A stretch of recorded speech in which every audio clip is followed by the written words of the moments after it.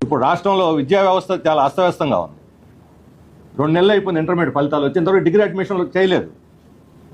లోకేష్ బాబు ఏమో బ్రహ్మాండంగా విద్యా వ్యవస్థను అంతా స్ట్రీమ్ లైన్ చేశాను అంటున్నాడు. యూనివర్సిటీలకు వైస్ ఛాన్సలర్లు లేరు. 3 లక్షల మంది స్టూడెంట్స్ గవర్నమెంట్ స్కూల్ నుంచి ప్రైవేట్ స్కూళ్ళకి వెళ్ళిపోయారు. ఏమిటిది ఈ వ్యవస్థ?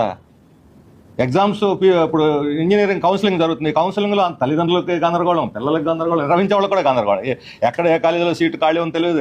కొన్ని యూనివర్సిటీలు ఓపెన్ కావట్లేదు. ఫీజులు చెప్పింది ఒకటి, వాళ్ళు వసూలు చేస్తుంది ఇంకొకటి. అసలు మొత్తం విద్యా వ్యవస్థ, అందులో ప్రత్యేకించి ఉన్నత విద్యా వ్యవస్థ చాలా అస్తవ్యస్తంగా ఉంది. ఇప్పటికైనా సరే విద్యార్థి సంఘాలని, ఉపాధ్యాయ సంఘాలని, మేధావులను పిలిచి చర్చించి అన్ని స్ట్రీమ్ లైన్ చేయాలి. నూతన విద్యా విధానం పేరుతో గత ప్రభుత్వం 6 చీలికలు చేసి వీళ్ళు 9 చీలికలు చేశారు. వాళ్ళు 117 దీవ తెస్తే వీళ్ళు దాన్ని అమలు చేస్తున్నారు. ఏమిటి తేడా? ఇప్పుడు ఇంతవరకు ఫీజు రియంబర్స్మెంట్ ఇస్తామన్న వాళ్ళకి లేదు, ఇవ్వలేదు. హాస్టల్ ఫీజులు లేక పిల్లలు వెనకబడి ఉన్నారు, ఇబ్బందులు పడుతున్నారు.